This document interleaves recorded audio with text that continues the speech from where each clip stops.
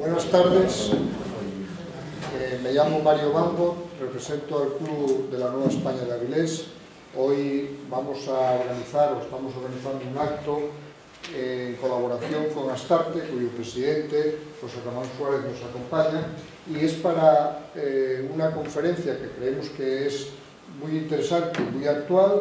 El tema lo ven ustedes ahí, nos lo va a dar Mariol Fierro, que es una profesional muy conocida en Avilés, con una larga experiencia, y vamos a ser breves porque a las 9:15, 9:30 tenemos que estar acabado, y creo que habrá un brevísimo debate, si es posible, y nada más. Muchas gracias por su asistencia, en todo caso.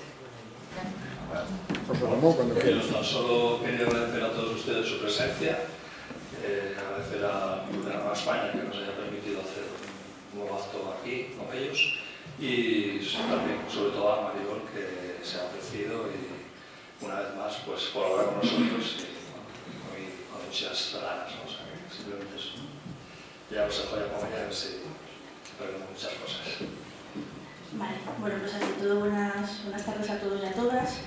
Vamos a hacer una presentación, si no nos matamos antes, vamos a hacer una presentación y vamos a hablar de lo que son las familias tóxicas, ¿no? Y antes de empezar la charla, si quiero empezar desanimándoos a todos, así para empezar ya bien, por decirlo de alguna manera, ¿no? No existen los milagros, no existen las recetas mágicas. Vamos a hablar de unas formas de hacer las cosas que nos pueden ayudar a mejorar en algo esas relaciones. Si todo fuera tan fácil como decir aquí de repente 4 cosas, que saliéramos y todo fuera en nuestra familia perfecto y maravilloso, la vida sería demasiado sencilla, ¿no? Entonces lo que vamos a ver aquí son una serie de pautas, una serie de procedimientos, una manera de hacer o de enfocar las cosas que nos pueden ayudar a entender cómo son nuestras familias y a intentar relacionarnos de una manera pues, más saludable para ellos y para nosotros con toda nuestra familia. Me vais a permitir también comentaros antes de empezar que cuando hablamos de personas, las cosas nunca son ciencias exactas. Cuando hablamos de matemáticas tenemos muy claro que 2 más 2 son 4. Cuando hablamos de personas, las recetas no sirven siempre las mismas para todas las personas. Entonces, intentaremos daros un abanico de cosas para que penséis qué podéis aplicar o qué podéis utilizar en cada uno de los casos, ¿no?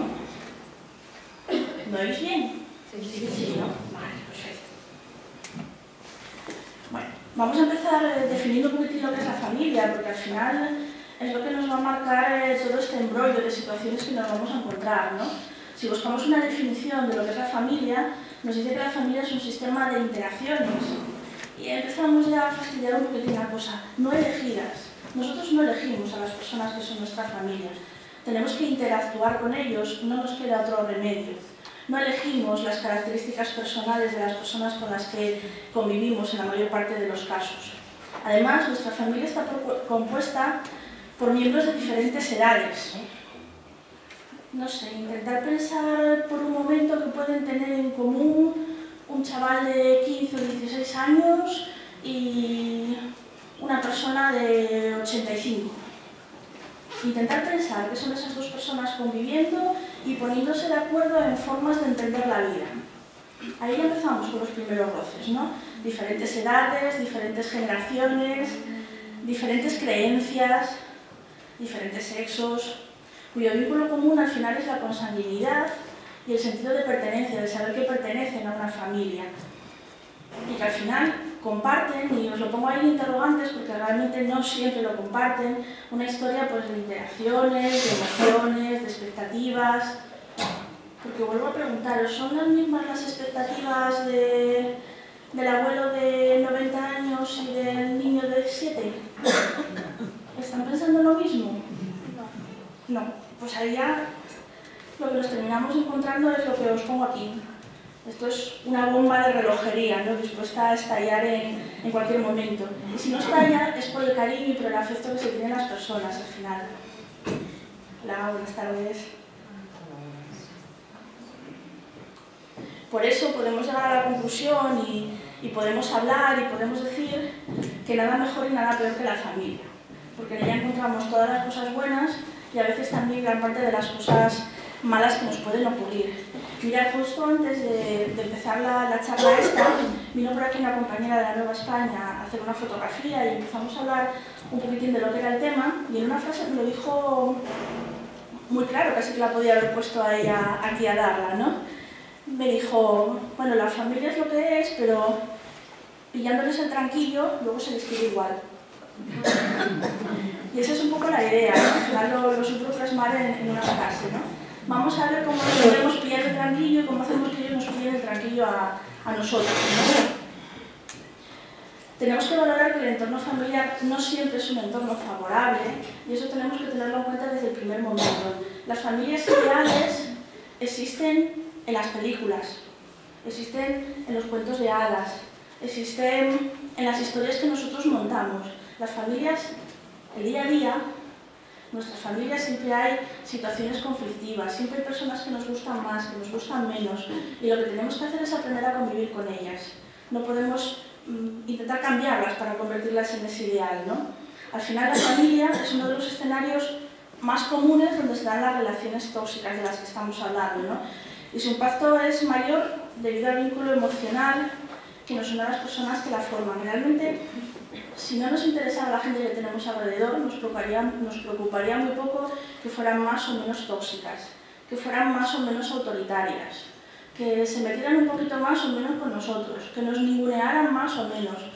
Nos daría igual, porque como no tenemos afectos con ellos y tendríamos la posibilidad de elegir si convivir o no convivir con ellos, pues no nos importaría, pero precisamente porque los queremos es la razón por la que nos importa tanto, ¿no? Os pongo ahí una frase que dice que nadie merece vivir en un ambiente emocionalmente tóxico. Salir de ahí no solamente es necesario, sino que es absolutamente vital.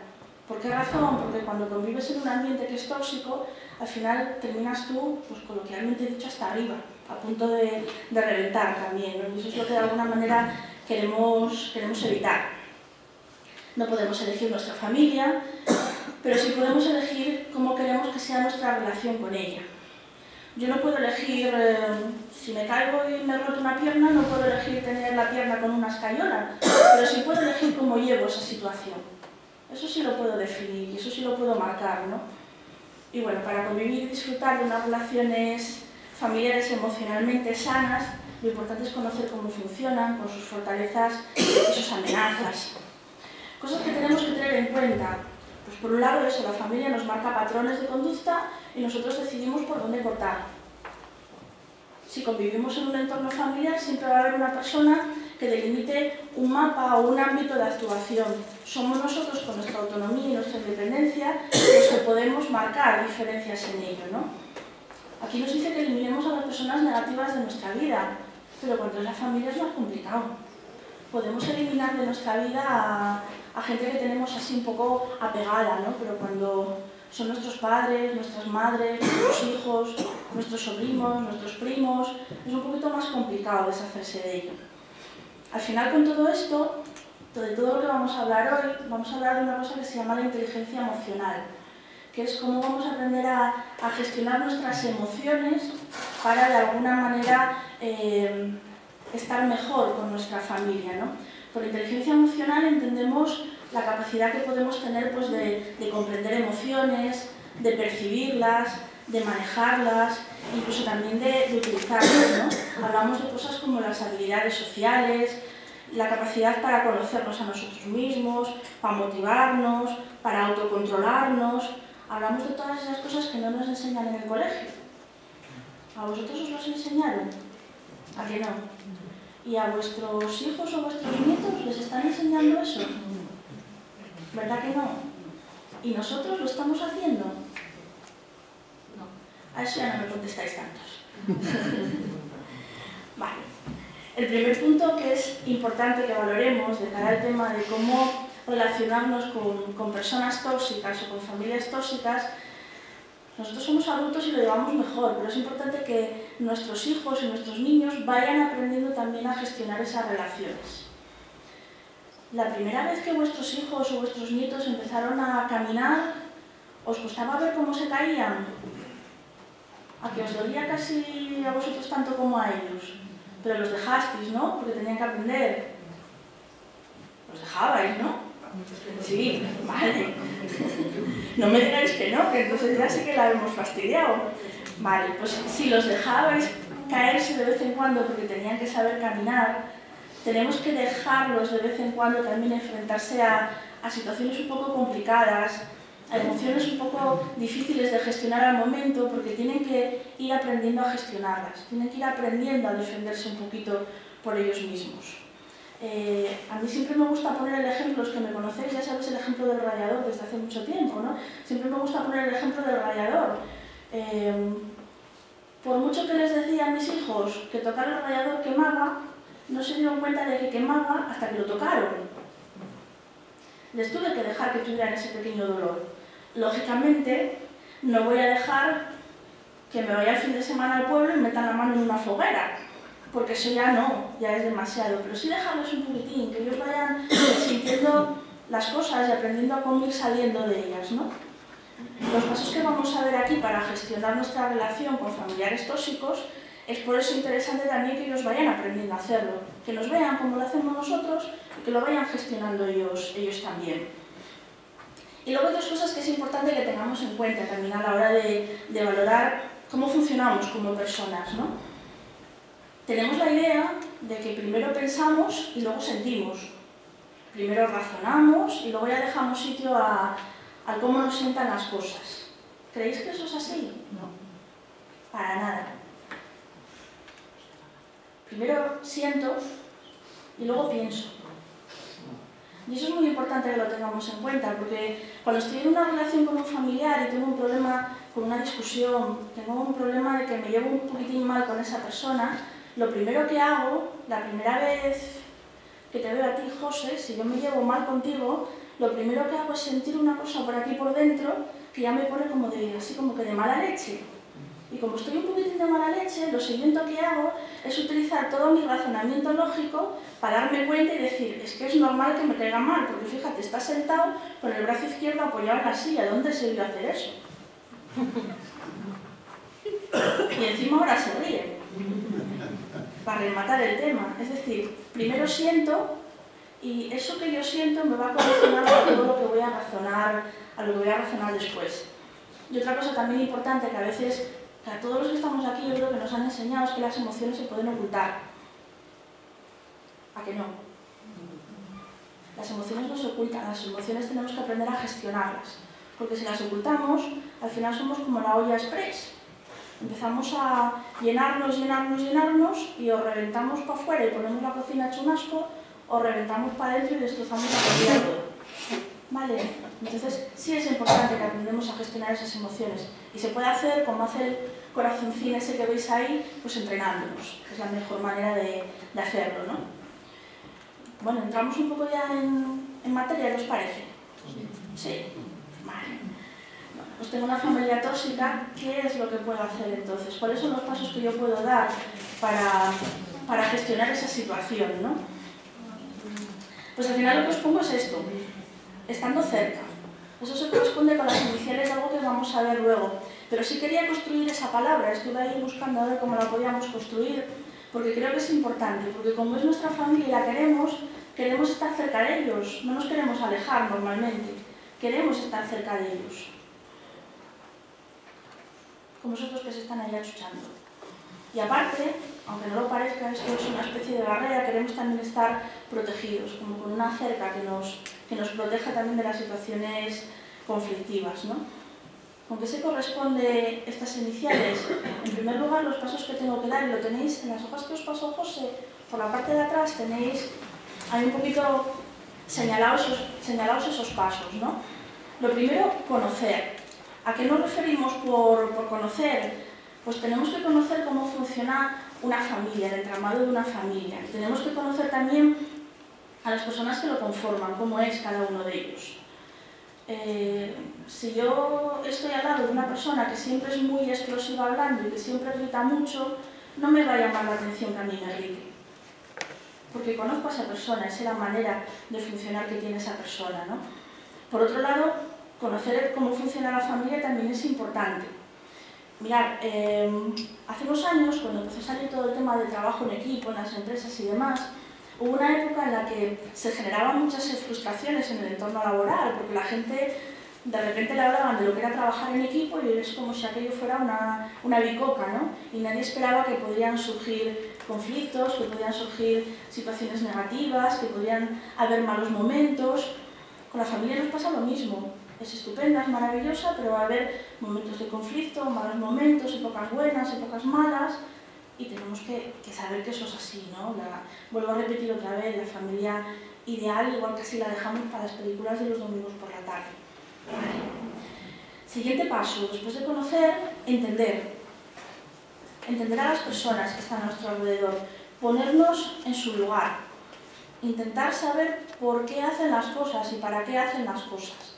La intencionalidad que nosotros damos a las cosas no siempre es la misma que dan los demás cuando lo hacen. El siguiente paso sería redefinir, es decir, señalar de alguna manera cuál quiero que sea mi posición dentro de la familia, cuál quiero que sea mi rol. ¿Voy a ser el hijo abnegado que diga siempre que sí a todo? ¿Voy a ser el hijo peleón? ¿Voy a ser el primo listo? ¿Voy a ser el primo que siempre se deja hacer todo lo que le dice? ¿Qué rol voy a asumir? ¿Cuál va a ser mi papel dentro de la familia? El siguiente paso, y es muy importante, es comunicar. Es decir, a las personas de mi entorno qué es lo que quiero, qué es lo que siento. Y por último, y algo también pues muy importante, es asimilar las situaciones. Si tomo decisiones y hago cosas, se van a producir cambios, también debo de asumir esos cambios. Quizás resulte un poco idílico pretender que si yo le digo a mi hijo de 14 años que el viernes no puede salir, me reciba eso que le acabo de decir con una sonrisa de oreja a oreja y me diga, sí mamá, te entiendo, qué maja eres. Pues no, probablemente no, probablemente pues enfade conmigo. Pues vale, pero yo he tomado una decisión y soy consecuente con ella, ¿vale? Bueno, pues ¿qué os parecen estos pasos? Bien, pues los vamos a ir viendo un poco a poco, sin pararnos tampoco mucho, porque luego quiero dejar un rato para que me preguntéis cosas y lo que se os ocurra, ¿vale? Cuando una familia es funcional, cuando una familia, a pesar de tener sus problemas o sus conflictos, no se puede decir que sea tóxica, cuando funciona bien, por decirlo de alguna forma, ¿no? Partimos de la idea de que todas las familias tienen conflictos o tienen crisis, y la diferencia está en cómo resolvemos esas crisis, ¿no? Si somos capaces de salir adelante de ellas. Una familia funcional es una familia que tiene capacidad para adaptarse, porque en la familia se producen cambios. No es lo mismo una familia con 3 niños pequeños que una familia con 3 niños cuando ya son grandes. No es lo mismo una familia con unos padres que ayudan que una familia con unos padres a los que hay que ayudar. No es lo mismo una familia donde todos trabajan que una familia donde de repente nos quedamos en el paro. Y todas esas cosas hay que ir gestionándolas, son cambios, hay que adaptarse a ellos, ¿no? En una familia funcional existe un clima de confianza. En una familia funcional existe cohesión entre las personas. Existe también respeto sobre los espacios y las diferentes individualidades de cada uno de los que componen la familia. En una familia funcional yo respeto que a mi compañero le gusta el fútbol y a mí no me gusta nada. Pero convivimos con esas diferencias, ¿vale? Se produce empatía, es decir, somos capaces de entender las necesidades de los demás. Interactuamos de una forma positiva. No vamos a decir, Ana, jo, qué fea estás con ese jersey verde, sino que si vamos a decir algo, lo vamos a decir de manera constructiva. Ese jersey verde te queda bien, aunque si lo hubieras combinado con otra cosa estarías todavía mejor. Perdona, dicen que doy confianza, ¿vale? Por poner un ejemplo. Y sobre todo algo que es importante también, que es el tema de las normas y los roles. Una familia funcional tiene normas. Una familia que educa a sus hijos tiene normas. Y las normas tenemos que cumplirlas. Tienen que ser flexibles, pero tenemos que cumplirlas. Una familia funcional no es una familia donde todo el mundo hace lo que le da la gana, por decirlo de alguna forma, ¿vale? En una familia funcional, los pilares para que algo funcione bien es ser capaces de comunicar, demostrar nuestros afectos y demostrar nuestros sentimientos, y ser capaces de compartir, es decir, de tener todos un compromiso y un respeto por los demás. Seguimos avanzando. Cuando una familia es tóxica, y nos dice por ahí un paisanín de estos que dicen frases muy célebres, que la familia cuando es tóxica se vuelve la institución más violenta de nuestra sociedad, con excepción del ejército en tiempos de guerra. ¿Cuándo es tóxica una familia? Pues bueno, una familia es tóxica cuando ya no es que existan normas, es que hay una normativa, es decir, todo se va rigiendo por normas. Y esas normas son inflexibles. Es como si tuviéramos ahí colgado todas las cosas que tenemos que hacer y no podemos variar de ellas. Una familia es tóxica cuando superficialmente es importante el conjunto, pero en realidad no, nos importan más las individualidades. Cuando van dos vestidos a juego, pero luego cada uno piensa, hace y opina lo que le da la gana sin contar con los demás. Y una familia es tóxica cuando existe esta relación que veis aquí arriba, ¿no? De dependencia y poder, porque una relación tóxica siempre implica eso. Alguien que tiene el poder y alguien que es dependiente. Entonces, ¿cómo lo solucionamos? ¿Sobre el que tiene el poder podemos trabajar? ¿Podemos cambiar a los demás? Entonces, ¿sobre qué trabajamos?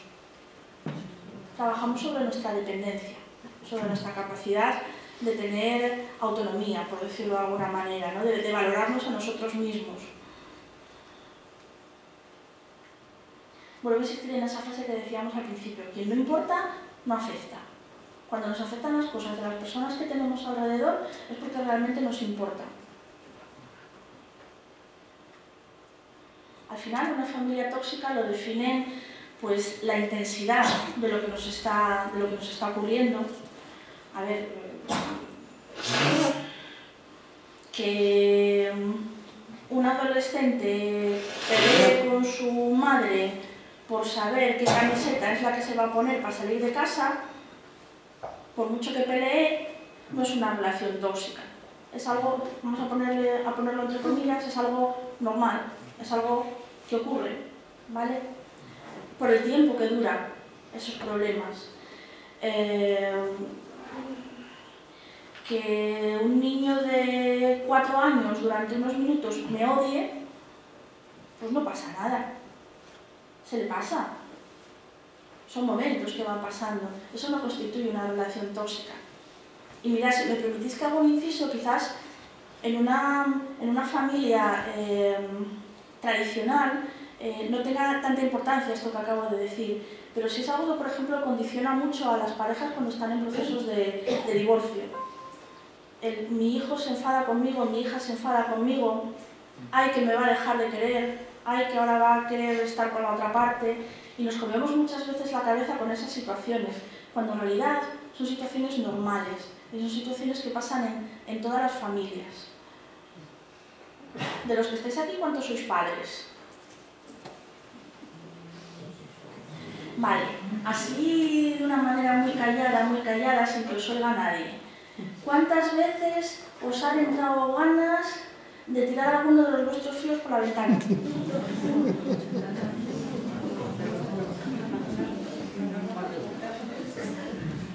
Pero a que no pasó nada. Vale, porque son emociones que tenemos, son momentos que pasamos, y los críos pasan esos momentos también. Entonces, no nos tiene que acongojar el pensar que mi hijo o mi hija se enfadó conmigo y me dice, mamá, papá, cuánto te odio, no quiero saber nada más de ti el resto de mi vida. El resto de su vida, para un crío de 3 o 4 años, son los siguientes 5 minutos. ¿Vale? Entonces, tenemos que tener esas situaciones claras, los tiempos. Y luego lo que decíamos antes, las personas. Para que existan personas tóxicas, tiene que haber personas dependientes al lado de ellas. Es como una balanza. Cuanto más tóxico es alguien que tengo aquí, más dependiente es la otra persona que tengo aquí. Entonces tengo que nivelar. Cuanto más tóxico, más tengo que subir yo. Lo normal es que exista una relación que sea pareja. Pero cuando no es así, cuanto más tóxica es una persona, más tengo que incidir yo en trabajar por respetar esos límites, ¿no? Y hay una frase que yo creo que es interesante también. No daña a quien quiere, sino quien puede. A que ya lo oímos por ahí muchas veces. Vale. Pues vamos a hablar de un prototipo, de varios prototipos de personas tóxicas que tenemos en nuestro entorno familiar, que se llaman los vampiros emocionales. El nombre no lo he puesto yo, que conste. ¿A qué llamamos un vampiro emocional? Pues es una persona que manipula y despoja a sus víctimas de la capacidad de pensar, de sentir y de actuar con claridad y con criterio.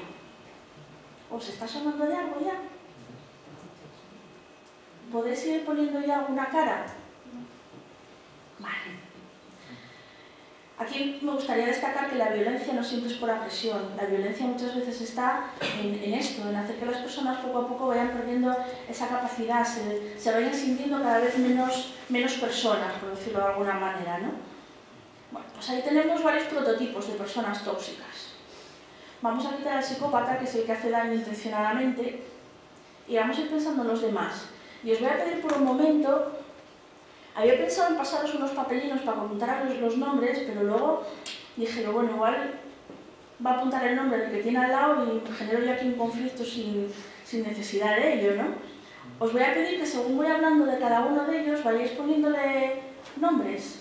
Ya veréis como por lo menos a 2 o 3 os van a salir dentro de vuestro entorno familiar. Cuando hablo de familia, hablo del entorno amplio de la familia, no solo mujer, marido y hijos, sino primos, cuñados, abuelos, nietos, sobrinos, todo lo que es el entorno, la familia tradicional antigua, ¿no? Ya estáis mirando, a ver si pilláis alguna. Vale. El primer prototipo de persona tóxica es lo que llamamos la persona explosiva. Es una persona que de repente es como si la enchufaran, es como si está apagada, tranquila, relajada, y de repente dices una palabra que sin saberlo es inapropiada y es como los voladores cuando saltan y de repente explotan, exactamente lo mismo, ¿no? Eleva la voz violentamente con rabia, no tolera la frustración, no tolera su propia frustración, no tolera que las cosas le sean diferentes a como esa persona estaba pensando, como él o como ella pensaba. ¿Ya estáis pensando en alguien, Vale. Y no tolera que los demás le lleven la contraria. Vale. Más personas que tenemos por ahí.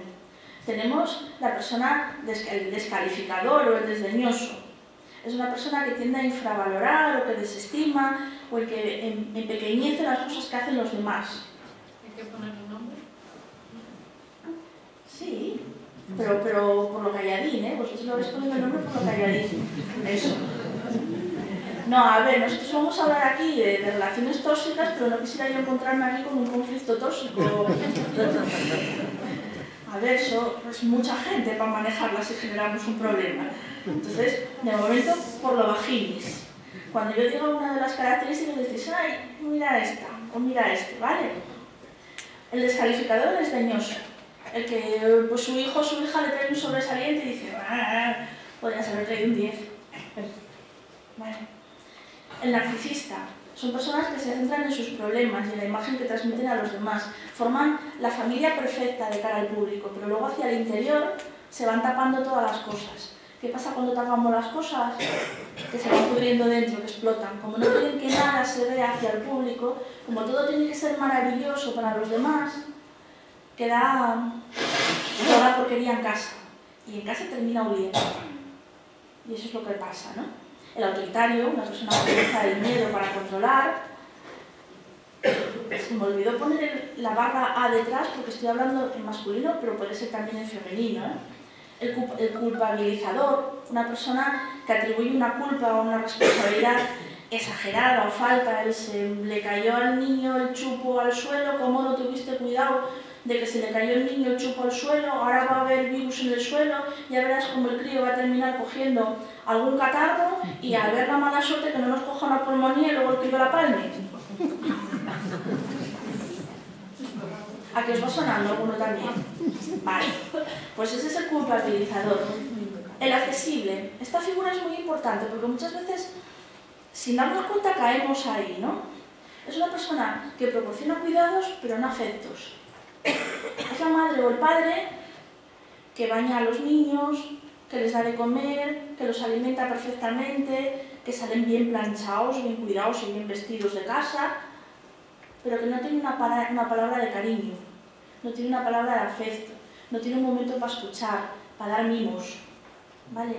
Y lo digo de los padres a los hijos, pero mirad, yo trabajo por ejemplo en un geriátrico y también se ve al revés. También están los hijos que atienden perfectamente a sus padres, que están limpios, que están cuidados, que están bien comidos, en su cama con las sábanas perfectamente puestas, colocadas, incluso bordadas si surge la ocasión, pero no tienen una palabra de afecto, de cariño con estas personas, ¿vale?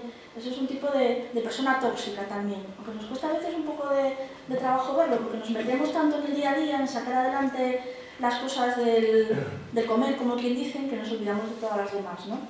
El controlador se niega a reconocer a los demás como personas independientes, llámame cada 5 pasos que des, no vaya a ser que te me pierdas. Vale. El manipulador, ¿quiénes son los mayores manipuladores? ¿Quiénes saben realmente manipularnos muy bien? Los niños. Los niños nos manipulan, vamos, perfectamente. Nos damos cuenta además de ello, pero aún así no lo podemos superar. Nos manipulan. Los niños, no los adolescentes. Vale. Es que tengo por ahí un hijo que está diciendo, uy, qué bien, por ahí la voy a pillar yo. Vale. Controlador, el manipulador con el chantaje emocional, o el envidioso, la persona que intenta relatar o arruinar las cosas buenas del otro. ¿Les tenéis ya puestos nombres? Sí. Vale. Bueno, hay un pequeño chiste, ¿no? Se siente dominado por su madre y contesta la madre, no.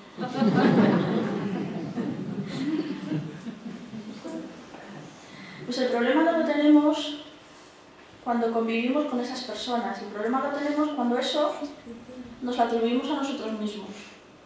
Dejamos el suicida, que es un caso en el que me proporciono daño intencionadamente, y pasamos a tener en mí mismo la persona explosiva, la persona que se cabrea con muchísima facilidad, que se cabrea consigo misma, la persona que se pone a colocar unos papeles y si no le salen, se pone que revienta, por decirlo de alguna manera, ¿no? La persona autoculpabilizadora.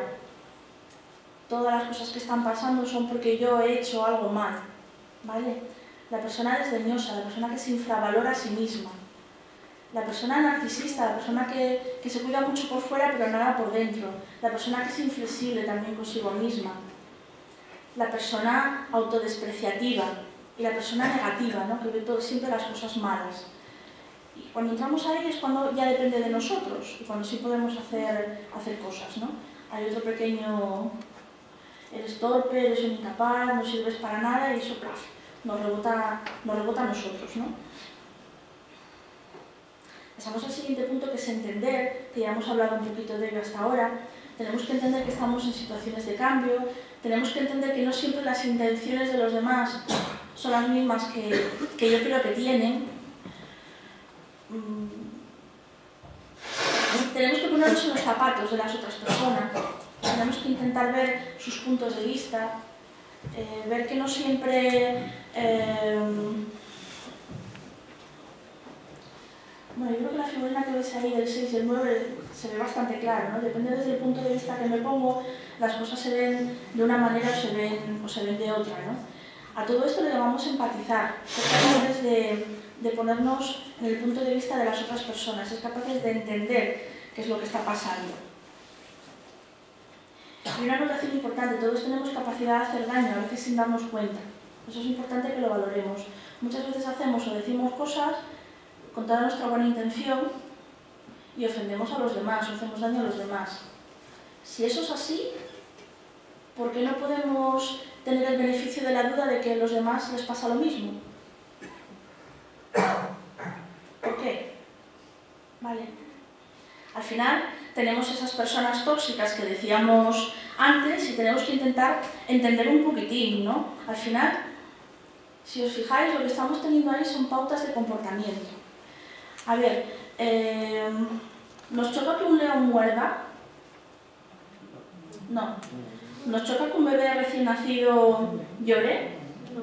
¿El bebé llora con la única intención de fastidiarnos a nosotros? Vale, entonces ¿nos tiene que chocar con unas personas explosivas en un momento determinado nos pega un bufonazo? ¿Lo hace solo por fastidiarnos? Vale, el planteamiento es el mismo. Ahora que, cuidadín, una cosa es que lo entendamos y otra cosa es que tengamos que pasar por ello. Una cosa es empatizar que es lo que estábamos hablando hasta ahora. Una cosa es que yo entienda que un león tiene fame y se va a comer a un niño si lo ve en el medio de la sabana, y otra cosa es que yo vaya a permitir que se coma al niño. Lo mismo no pasa con nuestra familia también. Una cosa es que entendamos que tenemos a nuestro lado una persona muy explosiva o muy culpabilizadora o muy negativa, y otra cosa es que permitamos que eso entre en nuestro terreno, por decirlo de alguna manera, ¿no? También tenemos que poner límites a estas situaciones. Una cosa es que entendamos que mi hijo se quiera marchar de vacaciones con los amigos, y otra cosa es que lo valoremos como oportuno o no lo valoremos como oportuno. Una cosa es que entendamos que mi cuñado se cabree muchísimo cuando yo voy a comer a su casa porque como mucho, y otra cosa es que vaya a ir y no vaya a probar bocado por no ofenderme, ¿no? Siempre tengo que ir marcando un poquitín los límites, ¿no? Podemos entender que en una familia tóxica no siempre existe intencionalidad. Eso nos ayuda a que las cosas nos afecten menos emocionalmente, pero no significa que tenga que dejarnos. Cuando yo estoy con una persona, por ejemplo, que tiene Alzheimer, sé que me va a decir muchas cosas, sé que me va a ofender de muchas maneras, sé que me va a tratar mal, pero ¿me lo puedo tomar como si esa persona estuviera en plenas facultades? No. Pues es un poco la misma consideración que tenemos que hacer, ¿no? Avanzo pasos, me voy a redefinir, ya voy por el ser de la cerca.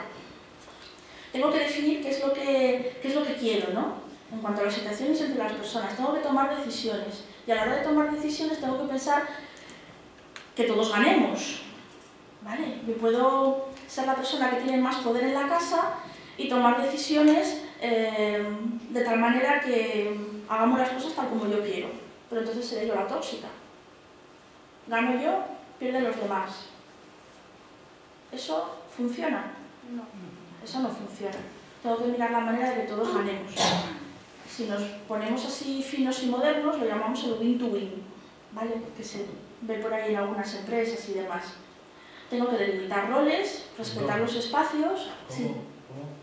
En inglés, win-to-win. Ganar, vamos, no eso. Si estuviera hablando en un curso de empresa, pues lo diría en inglés, que suena así como más moderno y queda mejor. Pero al final decimos exactamente lo mismo, ¿eh? Vale. Pocas palabras bastan. Eso. Respetar espacios, y luego un concepto que es muy importante que tengamos en cuenta, que es el concepto de distancia psicológica. Cuando hablamos de separarnos de la familia, tenemos que diferenciar entre separarnos físicamente o separarnos psicológicamente. Tenemos que diferenciar entre marcharnos y no volver a encontrarnos con ellos, o marcharnos mentalmente y que no nos importe su forma de ser o su forma de actuar. ¿Cuál creéis que es la mejor? La segunda. Si yo me distancio, ya no sé qué más miembros de la familia voy a mencionar, pero estoy agotándolos a todos. Si mi suegra se marcha para Sevilla, y a mí me ofende muchísimo que mi suegra me diga que no le gustan las morenas, si mi suegra se marcha para Sevilla, yo me marcho para Sevilla para no verla, pero sigo dándole vueltas a la cabeza diciendo, mira a mi suegra que tendrá contra las morenas porque no me va a querer a mí, no he hecho nada, no he solucionado nada. El trabajo lo tengo que hacer siguiendo estando cerca de mi suegra, pero que no me importe lo de las morenas. Bueno, si a ella le gustan las rubias, ¿por qué le vamos a hacer? ¿Vale?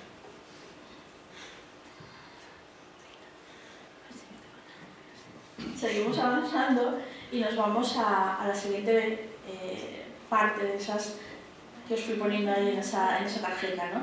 Hablamos de la comunicación asertiva, de la necesidad de comunicar, de decir aquello que queremos decir. ¿En qué consiste comunicar y hablar con los demás? Pues consiste en primer lugar en decirles que los estamos escuchando. Sí, hijo, te escucho, sé que quieres comprar una moto. Entiendo que te gusta andar en moto porque los chavales andan en moto y bueno, tienes más autonomía para moverte de un lado a otro.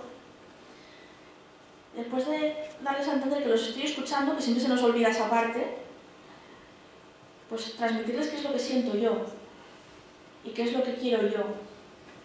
pero a mí me preocupa mucho que vayas en una moto, porque tengo miedo a que tengas un accidente, es lo que diría cualquier madre, yo creo, ¿no? Por eso no quiero que la compres.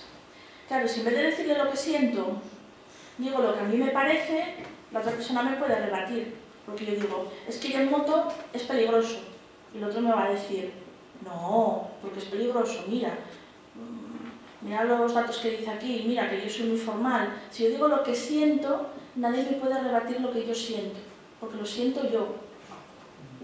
¿Vale? Esa es un poquitín la diferencia a la hora de comunicar. Yo no puedo decir, no sé por qué dices que el techo es blanco si está gris, porque alguien siempre me lo va a poder rebatir, son opiniones diferentes.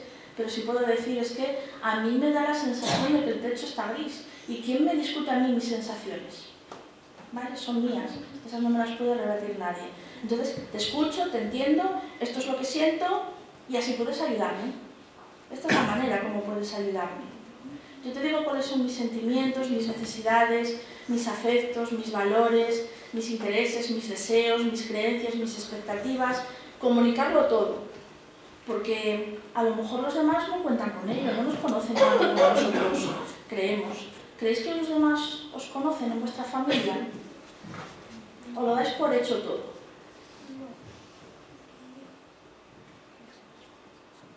Mirad, yo tengo, como decía la otra, tantos años y unos cuantos años trabajando de psicóloga, y yo tengo algún familiar que me pregunta todavía si echo a la gente en un diván.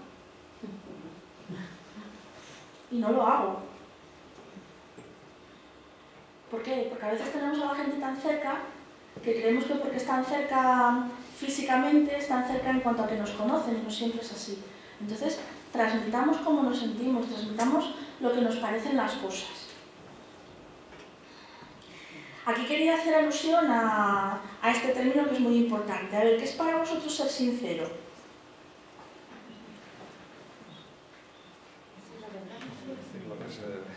Decir la verdad, eso es sincericidio.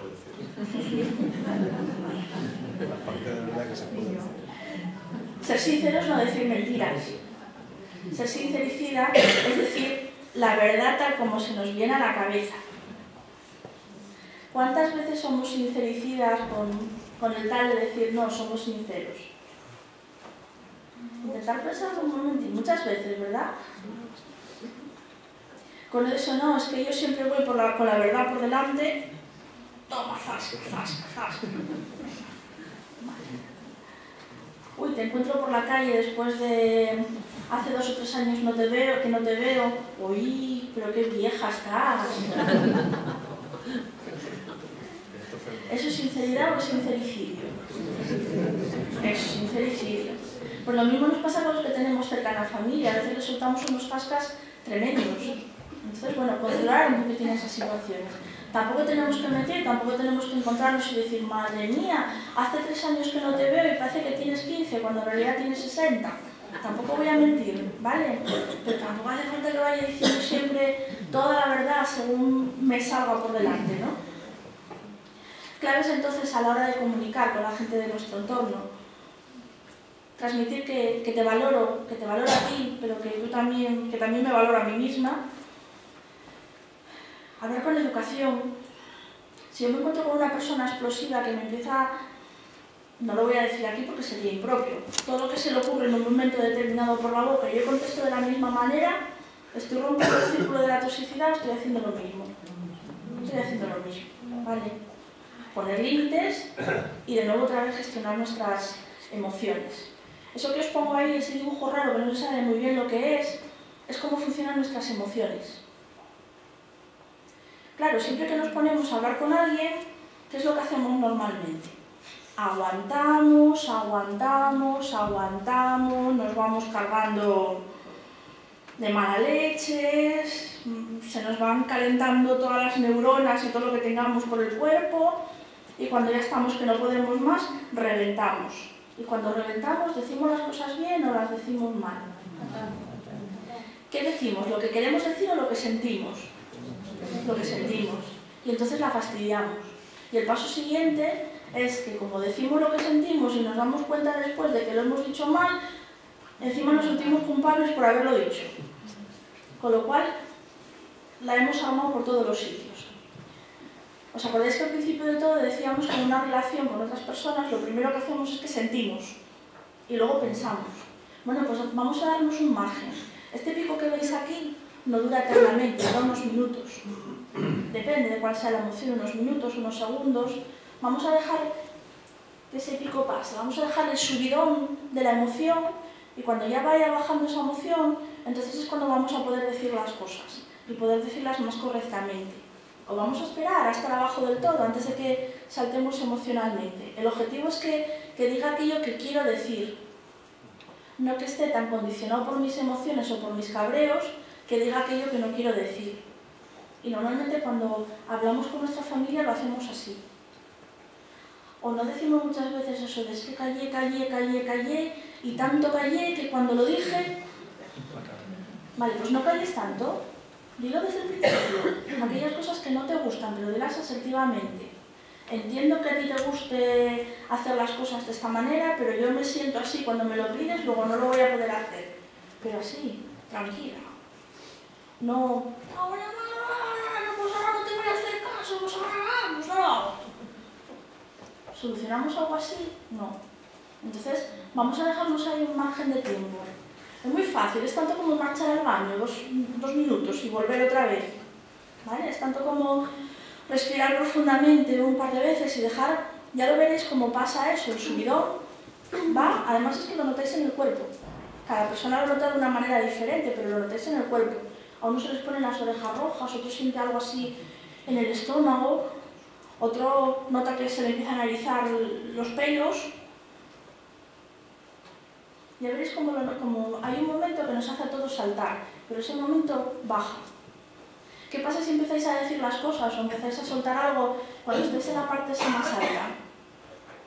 Que la hacéis más larga, entonces os pasa eso de que de repente es como si os volvierais dos personas, que os estáis viendo reír y a la vez decís, pero yo porque estoy riñendo, pero a la vez decís, pues ahora no puedo parar. A que nos pasa muchas veces. Eso es porque nos lanzamos cuando estamos ahí, en la parte más alta del pico.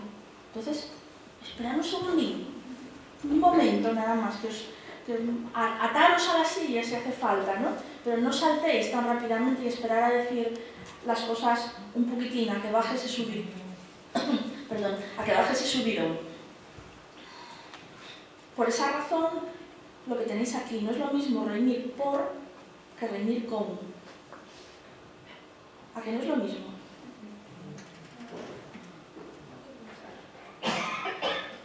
No es lo mismo reñir con... Me faltaba el marido, mira. No es lo mismo reñir con mi marido porque me deja la luz de la habitación encendida por una cosa, una actividad, que reñir con mi marido porque es un pesado, un olvidadizo, un pelma y no hace más que no hacerme caso. ¿Vemos la diferencia? Cuando reñimos en esos momentos emocionalmente tensos, terminamos riñendo con la persona, pero no terminamos riñendo por las cosas muchas veces. Entonces, hay una frase que siempre me gusta decir. A ver con quién me meto ahora, a ver, ¿quién se presta? Tú. Vale, pues... Llevas una camiseta que está un poco arrugada y desgastada, pero mira, te favorece. Vale. Antes, cuando entraste por el salón o por la sala, me saludaste así de una manera un poco extraña, pero yo sé que tú eres majo. Yo te la he soltado. Veréis cómo es diferente a lo que voy a decir ahora. No, sí, majo eres majo, pero guapín, entraste saludando de una manera... Dije lo mismo, pero a que no suena igual. Pues al final he dicho lo mismo. No me he metido con él, me he metido con una cosa que ha hecho él, y lo positivo sí lo puedo decir de él. Y primero digo lo malo y termino siempre con la parte buena.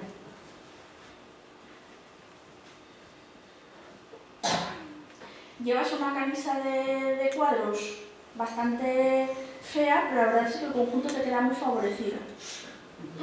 No, en el conjunto estás favorecido, pero llevas una camisa de cuadros. ¿A que no es lo mismo? No os asustéis, que solo me permito el lujo de hacerlo con los que conozco, ¿eh? Vale, y por último, lo que es muy importante de todas esas fases que hemos ido viendo ahí, está el asumir. El asumir, hemos tomado decisiones, hemos hecho cosas, hemos marcado terreno, por decirlo de alguna manera. Eso tiene consecuencias y tengo que asumirlas también, ¿no? Es lo que os decía antes, no puedo pretender decirle a mi hijo que haga algo que él no quiere y que luego me dedique una sonrisa, ¿no? Tengo que asumir que la perfección no existe, en nuestra familia y en nosotros tampoco. Lo de los vagos con retintín, ¿eh? Tengo que asumir que no podemos elegir la familia que me guste, pero que pueda hacer que me gusten determinados aspectos de mi familia. Puedo buscar las cosas positivas que tienen incluso esas personas tóxicas, ¿no? Pues mira, esta está enamoradísima de Eduardo Manos Tijeras. Quizás las tijeras corten, quizás le puedan hacer daño, pero Eduardo tenía otras cosas. Algo importante, porque aquí es el momento en el que la gente siempre me dice, con toda la razón del mundo, ¿no? Sí, claro, yo puedo ser muy asertivo, yo puedo comunicar con mucha calma, yo puedo decir a los demás cuáles son mis intereses, puedo marcar terreno, pero claro, si me encuentro con un volcán enfrente, o con una persona muy tóxica, ¿qué es lo que me va a pasar? Pues bueno, lo que contesto es siempre lo mismo que cuando vamos conduciendo, ¿no? Yo puedo ir por la autopista, puedo ir a 210, saltando de un lado a otro de los carriles, frenando cuando me parece, y entonces tengo muchas probabilidades de tener un accidente, ¿verdad? También puedo tener el accidente si voy a 120 por mi carril, y curioso, porque siempre puede venir otro que lo provoque, pero tendré menos probabilidades, ¿verdad? Pues esto es un poquitín lo que buscamos, haciendo todos estos pasos que hemos comentado hasta ahora. El 100% no lo podemos asegurar, pero haciendo las cosas de esta manera tenemos más probabilidades de poder tener más controladas esas relaciones. Podemos cambiar aquello que depende de nosotros, el atasco este no lo podemos cambiar nosotros. Podemos cambiarnos a nosotros mismos, pero no podemos cambiar a los demás. Y eso sí que es importante, podemos entenderlos, podemos, como decía, que lo tengo por aquí apuntado, la compañera de la Nueva España, podemos ir pillándoles el tranquillo, pero no siempre podemos cambiarlos. El objetivo no tiene que ser cambiar a los demás, tiene que ser ver que cambiamos nosotros mismos, ¿no? La paciencia es la mayor de las virtudes. Me dice, ¿qué queremos? Tener paciencia. ¿Cuándo lo queremos? Ahora. Pues ahora queremos muchas veces todas las cosas.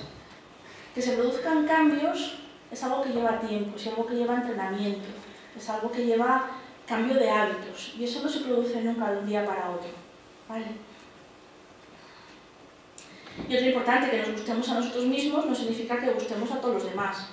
Si yo quiero ser como soy, pues tengo que de alguna manera ser consciente que no tengo por qué gustar a toda mi familia, pero a lo mejor para mí es más importante ser como soy. Lleva un vestido pero más y un poco raro esta. Si yo tengo 19 años, ojalá, si yo tengo 19 años y he decidido ponerme piercings por todas las partes que os podáis imaginar de vuestro cuerpo, pues hombre, a lo mejor yo me siento muy satisfecha conmigo misma, pero tengo que asumir que cuando llegue a mi casa, a mi abuela no le va a gustar un pimiento, y a mi madre tampoco, ¿vale? Luego yo barajo, ¿qué quiero? ¿Hago caso? ¿No hago caso? Pero tengo que asumir las consecuencias de esos actos y de esas decisiones que he estado tomando. Y al final, y ya para terminar, porque me comprometí a terminar rápido, simplemente motivaros y deciros que realmente se puede cambiar, ¿vale? Que podemos cambiar, que nunca somos demasiado mayores para cambiar, ¿no? Voy a hacer una pequeña nota biológica, de biología, pues para comentar que ya hace algunos años se ha descubierto una cosa que se llama la plasticidad cerebral, que es que depende de cuáles vayan siendo nuestras conductas y nuestros comportamientos, nuestro cerebro se va adaptando de alguna manera a ello, ¿no? Os voy a decir el rollo, lo traigo además escrito, Cuando tienes una experiencia, una cascada de iones circulan como una corriente eléctrica por el axón de la neurona, liberando neurotransmisores químicos al espacio sináptico, que se conectarán con unas u otras neuronas en cada caso, formando un cordel que se irá fortaleciendo y ensanchando con la práctica. Resumiendo, situémonos en el Parque Marqués, ¿vale? Os dais cuenta de todos los caminos que están hechos, ¿no? Los caminos están hechos ya, pero yo puedo tomar la decisión de cruzar por medio del Prado. Cuando muchas personas van cruzando por medio del Prado, o yo cruzo muchas veces por medio del Prado, ¿qué termina pasando? Que ponen unas piedrecinas y terminan haciendo por ahí el camino. Pues lo mismo pasa con nuestro comportamiento. Puedo estar acostumbrado a pasar por un camino, por el Parque Marqués o la Marquesa, y en un momento determinado quiero cambiar. Entonces voy a cruzar por el Prado. La primera vez me va a costar más trabajo. Si está de llover, voy a manchar los zapatos. La segunda vez tampoco va a ser mejor, pero después de unas cuantas veces habré logrado que pongan las planchas en el camino y habré logrado que se pueda cruzar también por ese sitio. Es entonces cuando habré logrado cambiar mi comportamiento. Eso dicho de una manera menos biológica, ¿vale? Pues en principio nada, como os comentaba, al final lo único que tenemos que hacer entonces es entrenar e intentar cambiar. Se puede, las relaciones muchas veces van a depender también de nosotros mismos, ¿no? Y nada más. Me he portado bien, he terminado justo a las 9, ¿vale?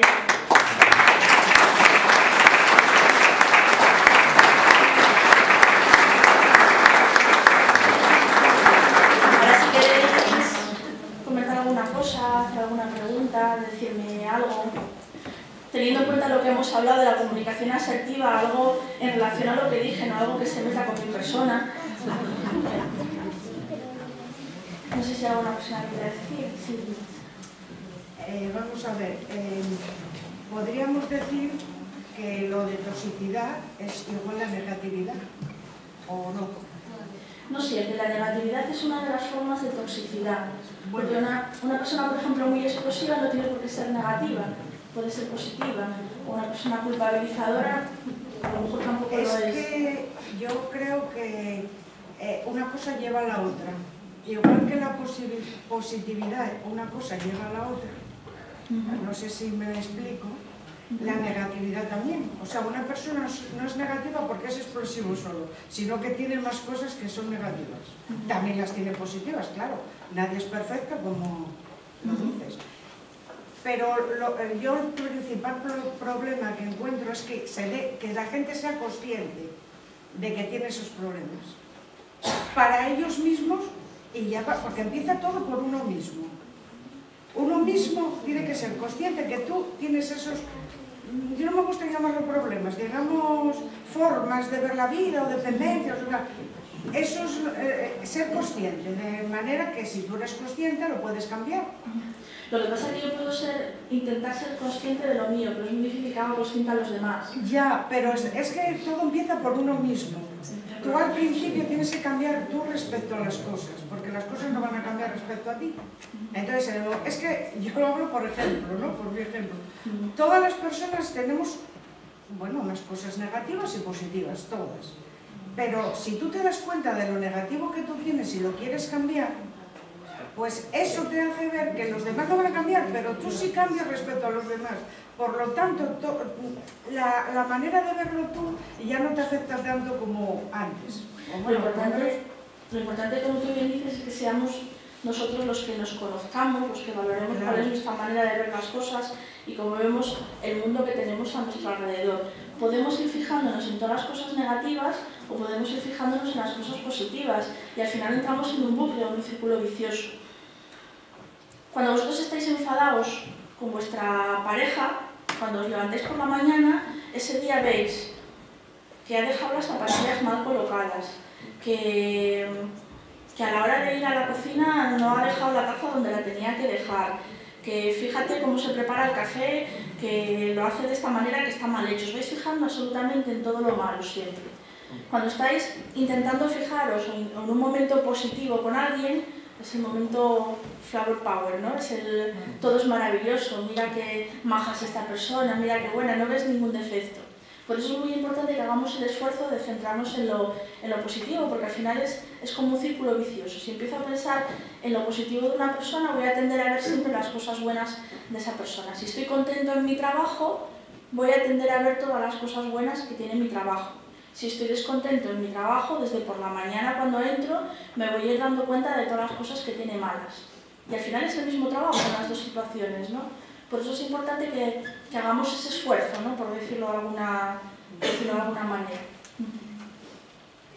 Bueno, yo lo que quería decir también es que la forma de decir, los niños, es que cuando dices, te crees en una familia tóxica, en todas las familias hay sus más y sus menos, vamos a decirlo así. Los niños crecen en esos ambientes y van tomando ejemplo de lo que les rodea. Por lo tanto, muchas veces cuando crecen no son conscientes de que eso es negativo o positivo porque ellos lo ven como normal, porque eso es lo que se han criado. O sea, a ver si yo me explico. Si tú tienes un padre, a lo mejor, que es muy autoritario, normalmente los chicos que se fijan más en la figura paterna suelen ser autoritarios.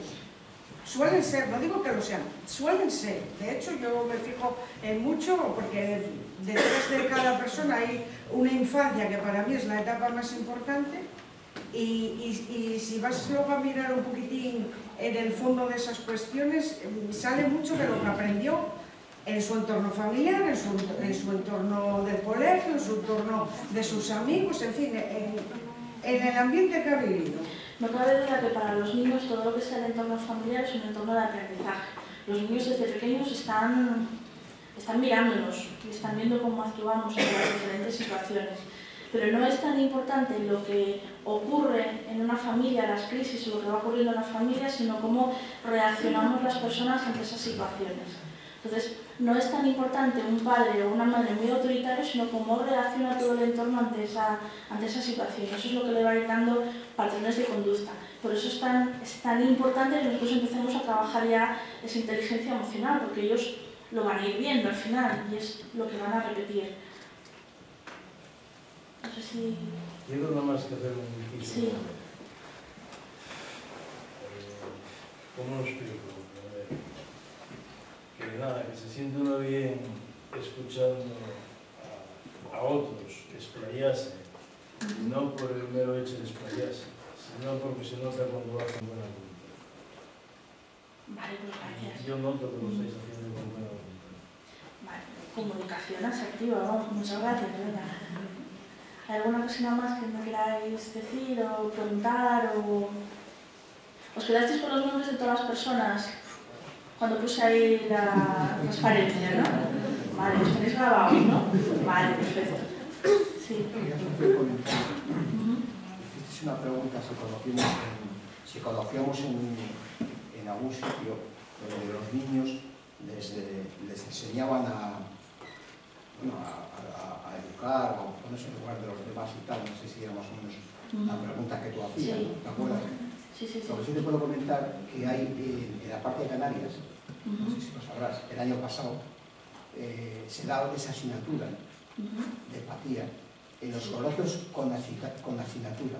Quiere decir que esa asignatura puntualiza y es enseñarles desde pequeños a quitar los miedos, a controlar las emociones, lo que más o menos está diciendo tú que se lo enseñaba. Pues en Canarias ya lo han puesto y llevan un año. Hay algún colegio en Asturias que en el curso de bachiller tienen una asignatura que es desarrollo personal, donde los chavales trabajan su proyecto de vida para el futuro. Tienen que autoanalizarse, hacer una valoración de cuáles son sus puntos fuertes, sus puntos débiles y hacer una línea de vida, un plan de futuro.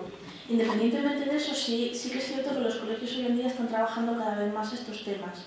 Entonces, ya no es raro oír hablar de inteligencia emocional, de hecho muchos profesores se están formando en estos ámbitos también.